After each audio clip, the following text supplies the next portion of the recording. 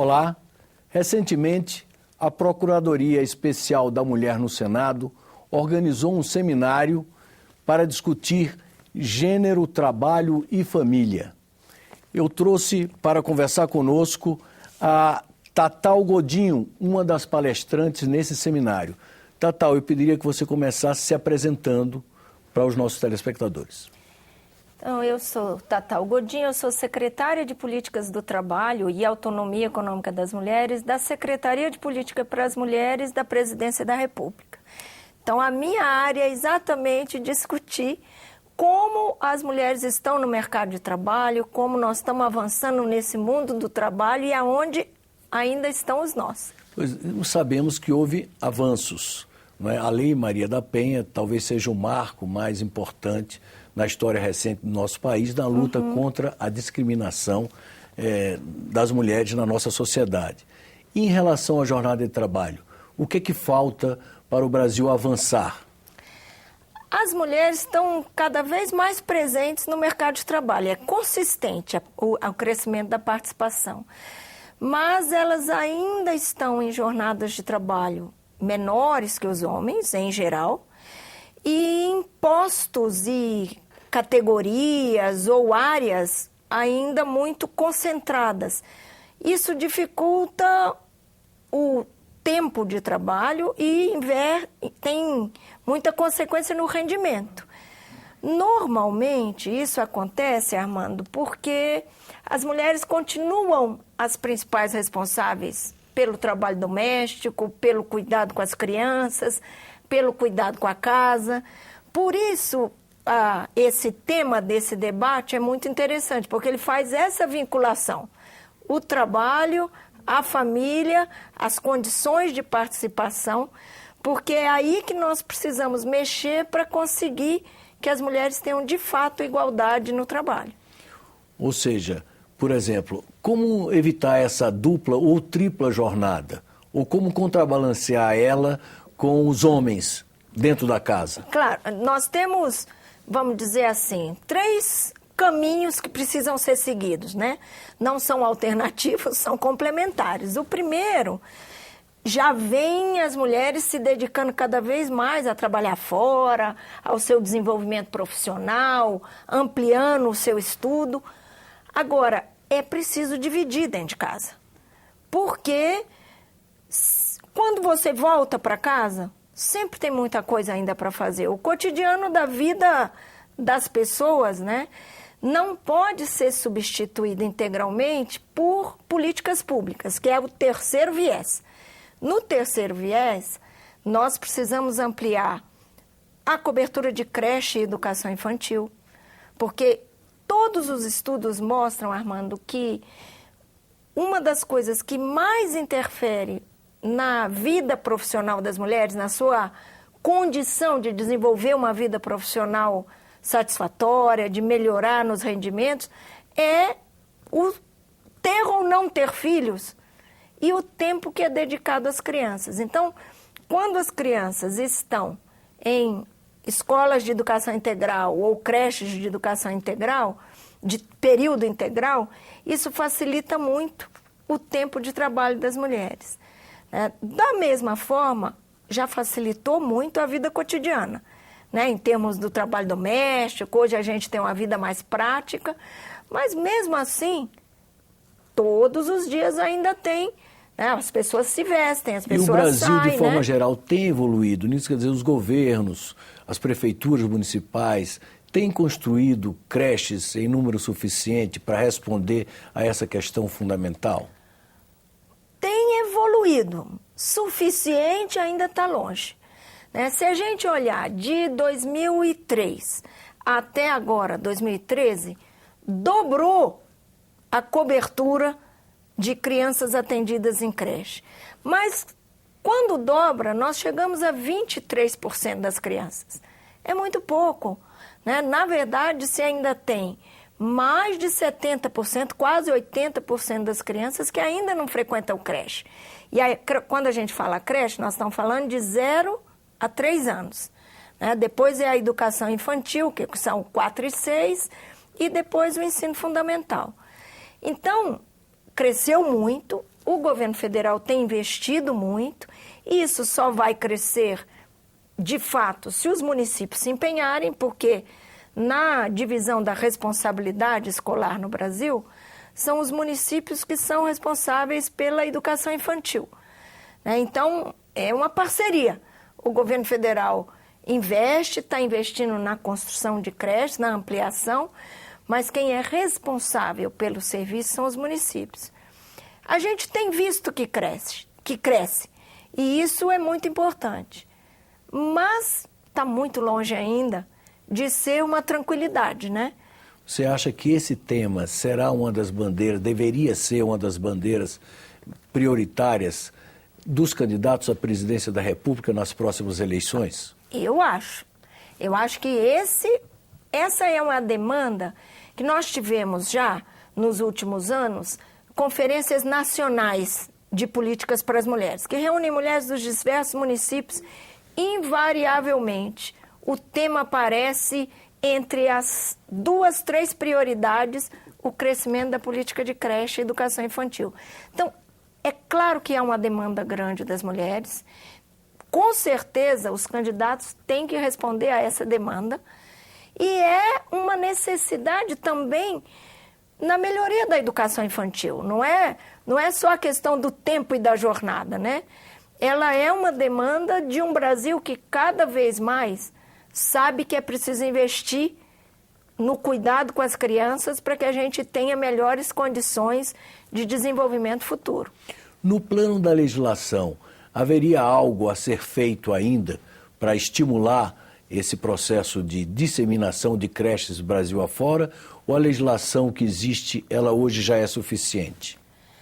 Já houve uma mudança recente na legislação, que foi a entrada das creches no Fundo Nacional de Educação, que ele não fazia parte. A creche não era, até recentemente no Brasil, a creche ainda não estava no Fundo Nacional de Educação. Já está. Ainda no ano de 2012, houve uma equiparação dos índices de cobertura financeira para as creches com a educação infantil, que também era menos. Então, houve uma melhora significativa, porque isso significa mais transferência para os municípios. Mas é necessário ainda fortalecer, do ponto de vista também financeiro, o aporte para os municípios para que haja uma cobertura maior e eles se estimulem mais a ter um maior número de creches e de escolas de educação infantil. E vendo o Brasil em seu conjunto, há alguma região que está mais bem assistida de creches em detrimento de outras? Quer dizer, como é que é essa divisão interna? Nós temos desigualdades regionais, sim. O número, a cobertura de creches na região Nordeste ainda é menor do que na região Sudeste e na região Sul. Na região Norte também é menor, embora tenha havido um investimento grande nessas regiões. E uma outra coisa que é muito perversa é as pessoas com renda mais baixa têm menos, os filhos das famílias com menor renda têm menos acesso à creche do que os setores com maior renda. Porque quem tem mais renda acaba podendo recorrer também a serviços privados, né? Então, por isso é muito importante o crescimento da rede pública. Porque é a rede pública que vai efetivamente democratizar para as crianças e para as mulheres esse atendimento. Mas eu queria falar uma coisa, Armando, que quando a gente diz que é também necessário para as mulheres a creche e a educação infantil, nós dizemos isso porque quem reivindica são as mulheres. Mas é muito importante que os homens entrem nessa reivindicação também. Afinal de contas, os filhos são deles também, né? Claro. O problema é que quando entra naquela aquela tensão de quem vai dedicar mais tempo às crianças, acaba sendo uma responsabilidade mais feminina do que masculina. mas já está mais do que na hora de acabar com isso. Né? A gente sempre brinca, o filho não é só da mãe, o filho é da mãe e do pai e a responsabilidade tem que ser dividida igualmente. Recentemente, o Congresso debateu, houve muita polêmica em torno da chamada PEC das domésticas, que ainda está, aliás, dependendo de regulamentação lá na Câmara, não é isso? Isso. Pois bem, e no caso específico das domésticas, como se dá essa questão, essa necessidade de creche para os filhos da doméstica? Então, a legislação que foi aprovada, que é a mudança na emenda constitucional 72, que ampliou o direito das domésticas, ela faz a menção ao direito de creche como um direito universal, não especificamente como um direito do trabalho, né? Então, para nós é muito importante a ampliação da rede pública, para que elas tenham o acesso e possam também ter mais facilidade nas condições de trabalho. Aliás, você mencionando a regulamentação da legislação, a PEC, automaticamente, ela atribuiu 16 direitos novos às domésticas. É uma das legislações de maior avanço, eu acho, em termos de direito das mulheres trabalhadoras no Brasil, porque essa é a principal categoria em termos numéricos, né? São 15%, quase 16% de todas as mulheres que estão no mercado de trabalho são trabalhadoras domésticas. Então, é um volume muito alto, é um número muito alto de mulheres, é uma ampliação significativa. Eu acho que é comparável, como você mencionou na abertura aqui do nosso debate, com a Lei Maria da Penha, que mexeu com a área da violência contra as mulheres, né? A PEC das domésticas, ela mexe com um número muito grande de mulheres e mais, mexe com o cotidiano do trabalho dentro da casa. Agora, a regulamentação é que vai conseguir efetivar os direitos, a maioria desses direitos, né? Porque vários deles dependem de uma regulamentação específica. No governo, há uma expectativa de que essa regulamentação ainda aconteça este ano? Ah, com certeza.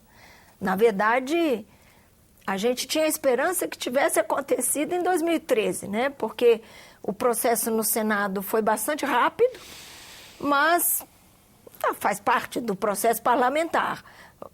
Como é uma emenda constitucional, passa pelas duas casas, né? Então, nesse sentido, tem um processo de demora, tem uma demora que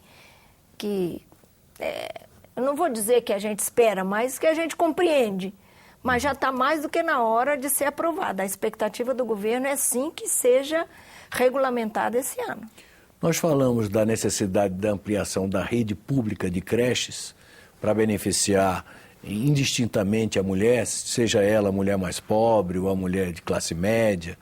E como é que são a rede de creches na iniciativa privada?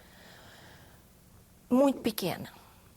Do ponto de vista do sistema educacional, existe um número razoável de creches, mas elas ainda são em menor número do que o serviço público. E quando a gente fala do local de trabalho, você deve se lembrar, porque eu imagino que você discuta os direitos dos trabalhadores em distintos momentos, né? Já na CLT havia a previsão, ainda 1943, a previsão de que as empresas tinham que ter um local específico para as crianças até os 6 meses de idade. Hoje, com a ampliação da licença maternidade para 180 dias, é preciso que isso se expanda, porque essa reivindicação é uma reivindicação das mulheres trabalhadoras como um todo. Mas ainda é muito pequeno o número de empresas que atendem a essa demanda. A responsabilidade com o cuidado com as crianças, do ponto de vista de proporcionar às mulheres melhores condições para entrar no mercado de trabalho, tem que ser uma responsabilidade do poder público, sim. O governo não está abrindo mão da responsabilidade nem deixando de fazer a sua parte, mas é preciso que o setor privado também invista em ter esse equipamento. Nós temos na Secretaria de Política para as Mulheres um programa que se chama Pró-Equidade de Gênero e Raça. Aliás, o Senado aderiu a esse programa, que é um programa para buscar melhores condições de trabalho para as mulheres nas distintas instituições. E uma das demandas muito presentes das mulheres que estão organizadas nas empresas dentro do programa é a ampliação dessa cobertura de creche, que as empresas se responsabilizem por essa cobertura também.